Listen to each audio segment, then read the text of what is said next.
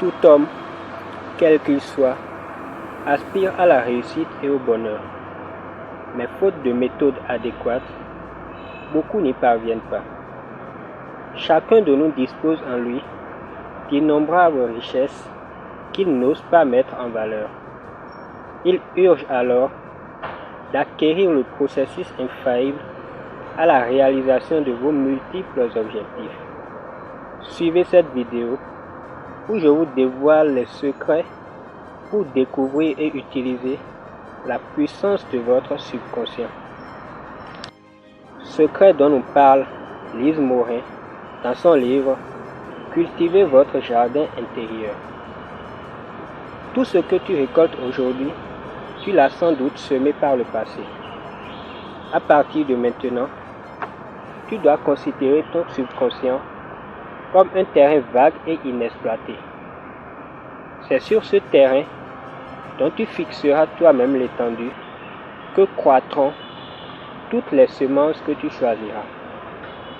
De par ton ignorance et ta naïveté, et même du fait de l'éducation reçue, tu as laissé les mauvaises herbes coloniser ton terrain. Tant que tu ne te décides pas à agir, les mauvaises herbes continueront à utiliser ton terrain à ta place. Tu dois donc te défaire des jugements d'autrui, car, sache-le dès maintenant, le bonheur se cultive en soi-même. Chacun est responsable de son jardin. Et ce jardin ne fait qu'obéir aux instructions qu'il reçoit. Tu as suivi cette vidéo jusqu'ici, alors c'est le moment plus que jamais de t'engager. Tu détiens en toi tous les outils qui te permettront de cultiver ton jardin. Ta situation précaire ou presque alarmante du moment ne doit surtout pas te détourner de tes objectifs. Ce qui est bien avec le subconscient, que tout au long de cette vidéo, j'appellerai jardin du cœur, c'est que tu peux te mettre à l'œuvre tout de suite. Il te faut juste choisir une activité à laquelle te consacrer avec gaieté. Tu possèdes le pouvoir d'orienter ta vie vers ce que tu désires. Tu es le seul à avoir le pouvoir de créer les saisons propices à tes semences. Cesse de vivre dans le passé ou encore dans le futur. Agis maintenant. À ce stade de la réflexion, tu te demandes sans nul doute comment commencer. Il n'existe pas deux méthodes. Fais appel à ton esprit de décision. C'est la condition sine qua non. Tes connaissances, tes expériences et même cette vidéo ne te seront d'aucune utilité si tu ne te décides pas à passer à l'action. Un outil indéniable dont tu te serviras, c'est ton imagination. Prends conscience que tout prend naissance dans ton imagination.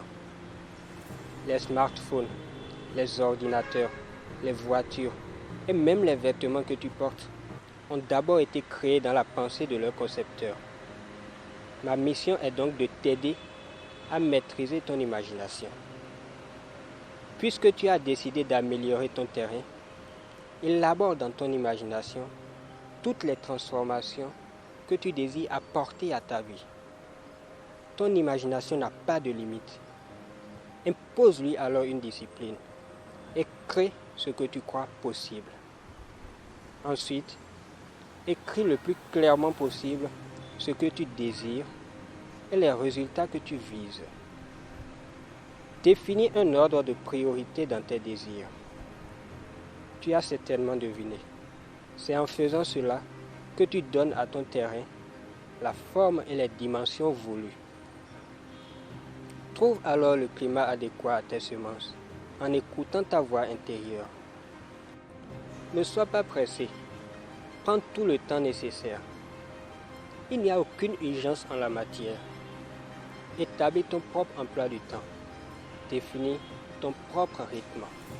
Il s'agit de ton jardin. Tu en es le maître.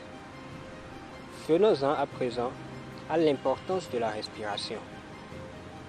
La respiration est un exercice naturel et incontournable pour tout être vivant. mieux tu contrôleras ta respiration, plus ton cerveau sera oxygéné et plus tes idées seront claires. Choisis donc une technique de respiration profonde et pratique-la de façon régulière. Mais attention, il ne s'agit pas d'une compétition. Retiens que plus la respiration est naturelle et plus elle est efficace. Maintenant que tu as créé les facteurs favorables à la culture de ton jardin, je voudrais te présenter un allié incontestable. Il est apte à te guider jusqu'au bout. Il t'apportera ses conseils avec bienveillance. C'est un reflet supérieur de toi-même. C'est ton toi intérieur. Prends donc l'habitude de le consulter et de suivre ses instructions. Il est important à présent que tu débarrasses ton jardin de tout élément superflu et sans valeur. C'est une étape primordiale au cours de laquelle tu dois nettoyer tout ce qui t'empêche d'être heureux. N'oublie pas, c'est de ta vie qu'il s'agit. Vas-y pas à pas. Pour ce qui concerne les outils, tu auras besoin de ta volonté qui te servira de pioche, de l'honnêteté qui te servira de charrue, du caractère qui te servira de pic, de la persévérance qui te servira de râteau. Pour d'autres besoins spécifiques de ton jardin, procure-toi tout ce qu'il te faut en te faisant aider par le grand maître jardinier.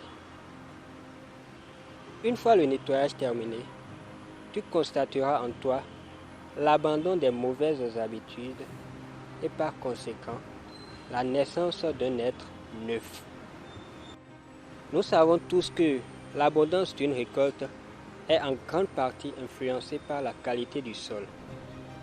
Il est donc nécessaire de fournir au jardin du cœur les éléments primordiaux pour la réussite de ta vie.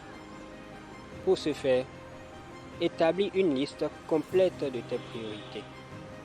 Ensuite, choisis le type de sol qui convient à chacune de ces semences. L'engrais est un élément qui assure la fertilité du sol. Si tu as bien suivi les étapes précédentes, tu sais donc déjà avec précision ce que tu veux. Et c'est justement à cela que tu vas appliquer l'engrais qu'il faut. En réalité, plusieurs engrais s'offrent à toi. La foi, la joie, la constance. Retiens bien ceci. Plus le sol sera riche, plus la récolte sera abondante. Ne sois donc pas avare en fertilisant. Si tu es à ce niveau du procédé, tu as sans doute acquis une confiance en toi et une transformation positive dans ta vie.